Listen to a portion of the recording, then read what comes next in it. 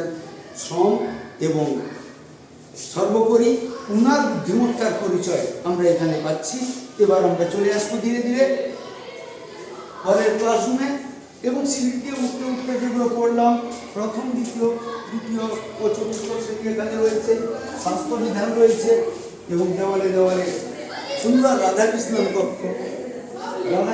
কক্ষ থেকে শুরু করে এদিকে বিদ্যাসাগর কক্ষ, রামমোহন কক্ষ, বিভিন্ন রকম কক্ষের নামকরণ উনি করেছেন।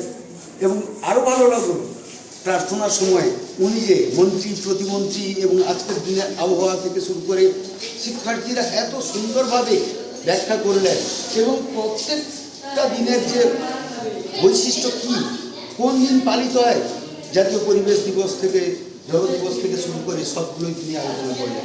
এবার আমরা ধীরে ধীরে আরেকটা রুমে, যে রুমে এই বিদ্যালয়ের শিক্ষার্থীরা অনুষ্ঠানের রক্ত থাকে, সেই রুম কমিউনিটি হল। সেই কমিউনিটি হলের মধ্যে কত সুন্দর নকশা, উপরের দিকে শুধু উপরের দিকে তাকালে সূর্য, বুধ, শুক্র, পৃথিবী, মঙ্গল, এই যে গ্রহ কেমনভাবে আমাদের মাথার উপর ঘুরছে তা তিনি সুন্দরভাবে একটা ছবির মধ্যে তিনি দেখিয়ে দিচ্ছেন। সপ্তর্ষি মণ্ডল থেকে শুরু করে আমাদের জাতীয় প্রতীক যে অশোক স্তম্ভ, সেটাও বাচ্চাদের শিখিয়ে দিলেন। আমরা যে ভারতবাসী, আমাদের জাতীয় পতাকার রং কেমন, জাতীয় পতাকাটাকে একটা শিশু দেখলেই বুঝতে পারবে, তার প্রমাণ এখানে তিনি দিলেন। এবার উপরে জাতীয় পক্ষী ময়ূর, এবার সেদিকে সূর্যের আলোকে কীভাবে সূর্যমুখী তার আলো ছড়িয়ে দিচ্ছে সে কথাও তিনি দেখাচ্ছেন।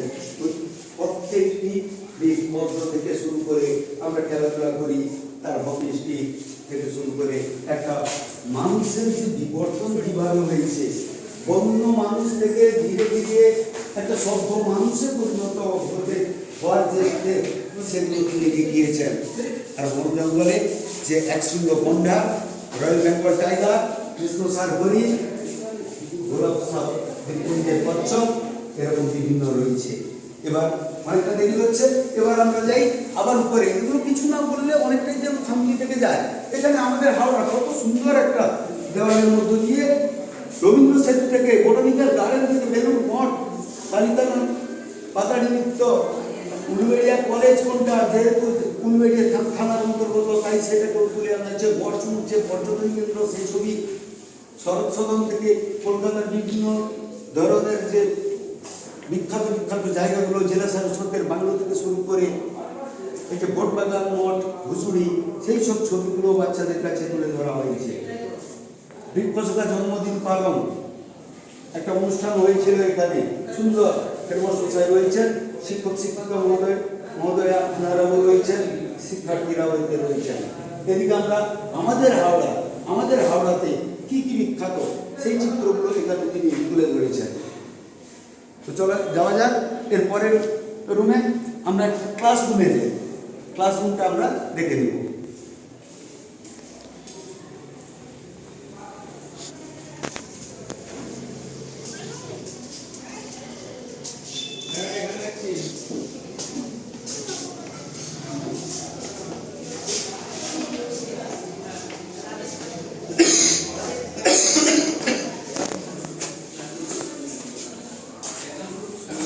বিভিন্ন রকমের মেলাগুলো যে কার্যকলাপগুলো রয়েছে তার চিত্র তিনি তুলে রেখেছেন। কারণ মানুষ চলে যাবেন কিন্তু তার কাজগুলো অন্তত হয়ে থাকবে শিক্ষার্থীদের অন্তরে।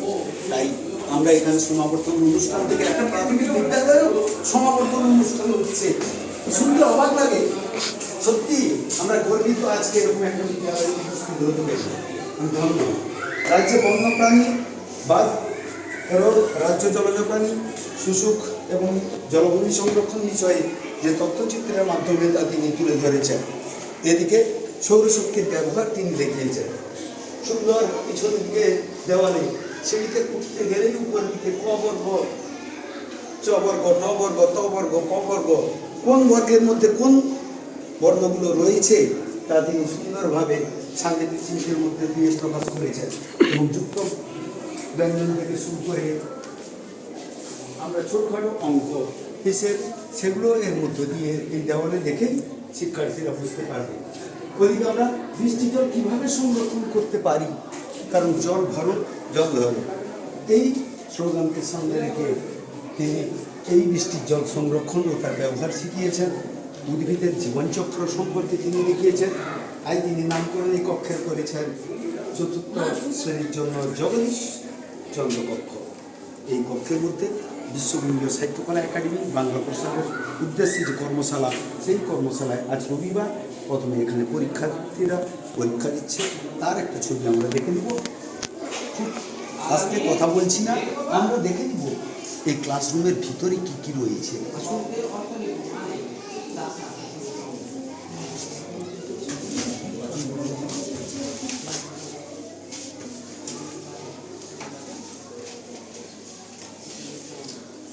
তিনি সেই প্রধান শিক্ষক মহোদয় রাজদীপ সামন্ত মহোদয়, যার ঐকান্তিক কর্মপ্রচেষ্টার কথা এতক্ষণ ধরে আমি বলছি। উনি সেই আজকে আমাদের কাছে উনি প্রণম্য এবং ধন্য।